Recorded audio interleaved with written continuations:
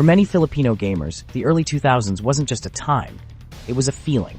It was when countless hours were spent in the cramped internet cafes, when friendships were forged in the chaos of PvP matches, and when loading screens felt like gateways to infinite worlds. From 2002 to 2013, Philippine game publishers didn't just bring games, they built a culture. Today, we'll take a deep dive into the timeline of game publishers in the Philippines, a story filled with triumphs, rivalries, and legacy. In 2002, the Philippine gaming industry was born. The pioneer, Level Up Inc., wasn't just a company, it was the start of something revolutionary. Before their arrival, online gaming was a niche activity, limited to a few enthusiasts running private servers for titles like Ultima Online. Level Up changed everything. OZ World, their first release, was the country's inaugural locally published online game. But it was in 2003 when Level Up introduced Ragnarok Online, the first MMORPG to capture the hearts of thousands. It wasn't just a game, it became a cultural phenomenon. Clans, guild wars, and in-game economics became buzzwords even outside the gaming sphere. While Level Up dominated, competitors began to emerge. In 2004, Mobius Games launched MU Online and Gunbound, the latter being the country's first ever free-to-play game. Its quirky turn-based artillery gameplay made it a cafe favorite. Alongside them, publishers like Softnix, NetGames, and NetPlay carved their niches with unique titles like Rockion, FlyFF, and Pristantal. The mid-2000s marked the golden era of Philippine gaming. Publishers like E-Games burst onto the scene in 2005, introducing free-to-play titles like RAN Online, Cabal Online, and the ever-iconic O2 Jam.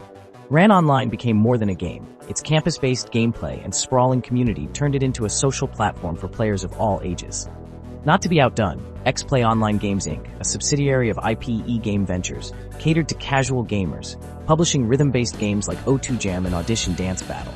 Meanwhile, Amped Games entered the FPS and MMORPG market with Warrock and Tantra, adding more depth to the gaming options available for Filipinos. During this time, smaller publishers like Z-Zone Online, Beetle Rock, and Okie Dokie Interactive brought niche titles to local gamers. While they didn't achieve the longevity of their bigger counterparts, their contributions added variety and gave Filipino players even more reasons to log in. The late 2000s saw the rise of FPS games in the Philippines. Game Club, launched in 2009, became synonymous with CrossFire, a tactical shooter that took internet cafes by storm.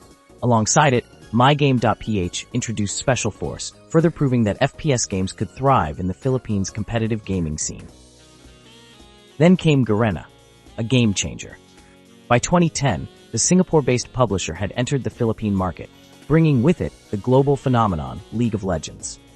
Esports began to take root, with tournaments like the Garena Premier League giving local players the chance to compete on an international stage.